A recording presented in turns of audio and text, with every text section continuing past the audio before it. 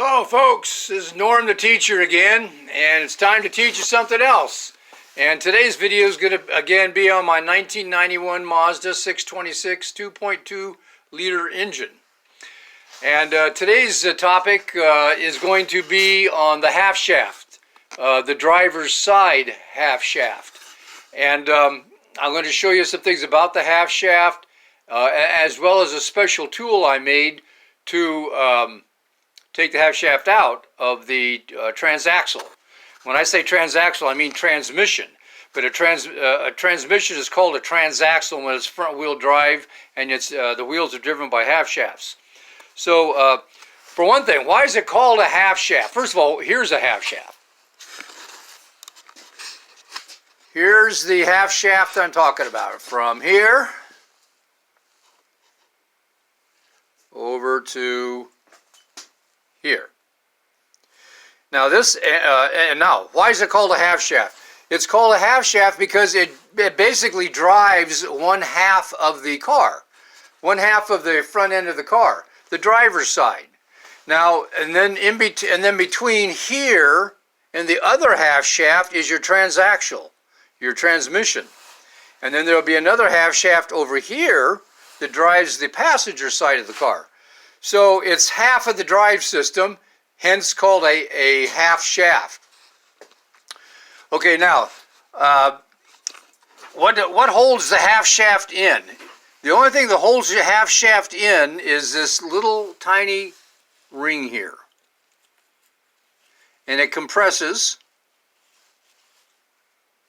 See if you can get a close-up of that. See if you can see it compressing when I squeeze it.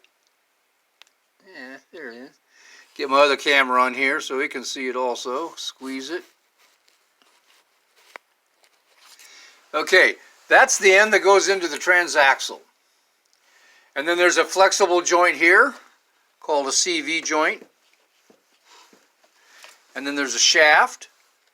And then there's another flexible joint here. Now, why do they have to be flexible? Well, the reason they have to be flexible is because when the car wheel is bouncing up and down when it hits bumps, this thing has to be able to bend and move according to the movements that those potholes and other bumps dictate. Now, this end here is the end that goes in the transaxle, and this end here is the end that goes into the hole here of your steering knuckle, right there. Goes into that hole. And then it comes out this hole of your hub. And of course, this is where the wheel attaches. These are the lug nuts and lug bolts. And then on that shaft is your axle bolt. It goes right there onto these threads right here. Okay. Now these lines here, these are not called threads, these are called splines. My videos are always geared towards someone that would be a beginner.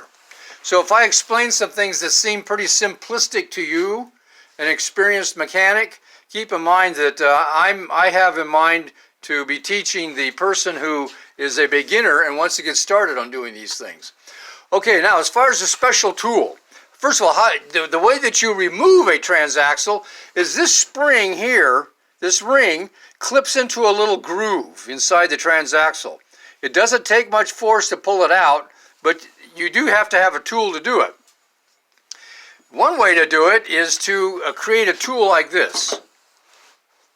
All of you know what this is. It's basically just a pry bar, except for this part. This is the part that I modified it. You know, it's kind of like a crowbar, a short little crowbar. Okay? And now this part that I welded onto it here, it's just a scrap piece of metal that has a hole here that's big enough to fit the end of the threaded end of a slide hammer right here. And this slide hammer here, this is the box that it came in. I got this at Harbor Freight, and it comes with various attachments. It comes with this attachment. You can use this attachment along with a slide bar to remove a hub, this hub here, from the steering knuckle. These bolt holes here bolt onto the lug bolts. But that's not really what I'm covering on this topic. This topic here is the special tool to take out the transaxle from the transmission. You can't just pull this out by hand. You have to overcome what that little ring, the resistance that little ring provides. To do that, what you have to do is you take your hook of your tool here and put it back behind here. You know, your transaxle case is going to be in this area, and then there's going to be an air gap, and then this hook fits in here. And then what you do is you take your slide hammer and you put it into this tool here. Now I'm going to try to put my camera down here and so you can see me put this together. Yeah, okay.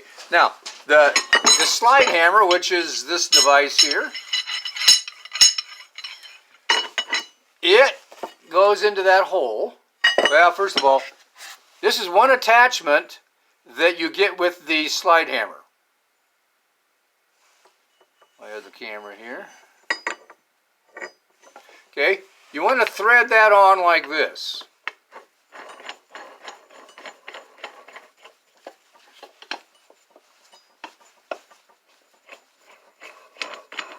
Okay, then what you do is you slide the threaded rod into that hole that I just showed you.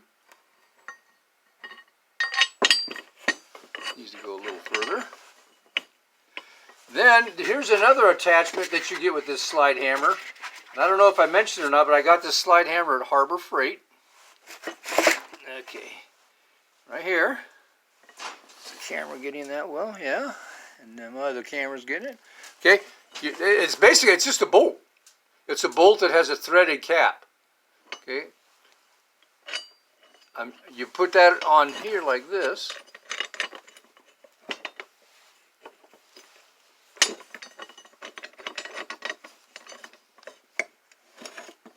And now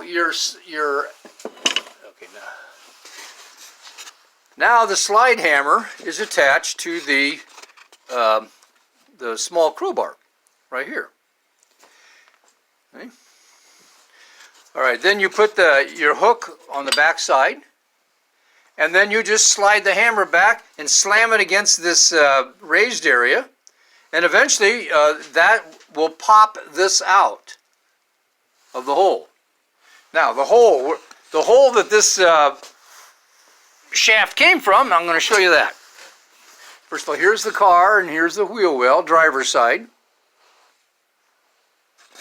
All right, now the hole is that hole right there. See it?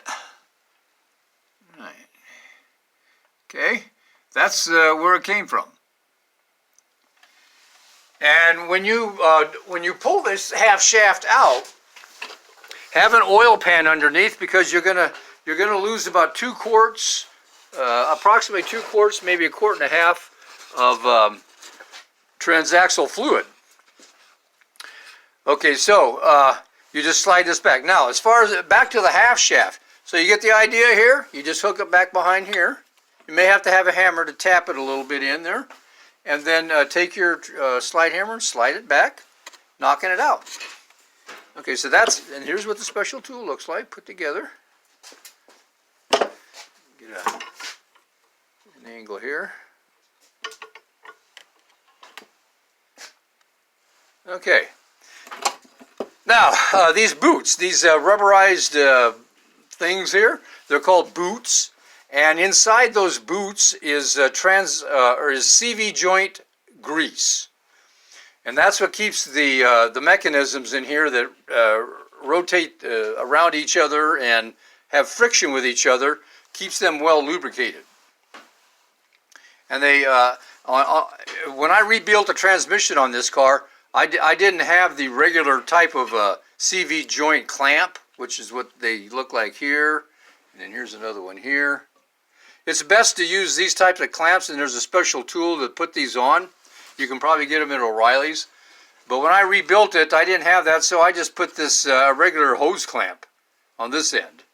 And it seems to be working fine. I've driven it thousands of miles with it that way, and it seemed to do all right. All right, so yeah, the bouts are filled with transaxle or CV joint grease. And that's what keeps them from wearing, of course. And that's, I think, what I want to cover here about the transaxle. Here, let's go ahead and, not the transaxle, but the half shaft. Let's go ahead and put this in here so you can kind of see how it goes in. It goes right in there like that, and you just, and then the wheel attaches. Now, it would go further in, and I'm not going to push it all the way in. I need two hands to do that, but you get the idea of where it goes. Get my other camera there, and I'll pull it out. Now, a lot of people, when I put these back together, I'm going to have anti-seize compound on there.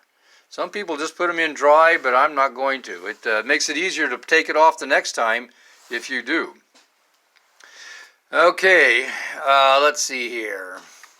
Well, I think I've pretty much covered the half shaft. And so, yeah, I can't really think of anything else right now to say about it. Well, yeah, make sure you have that drip pan ready because you are going to lose about 1.5 quarts of transmission fluid when you pull that shaft out. So this is Norm the Teacher signing off again, and I'll see you YouTubers on the next video.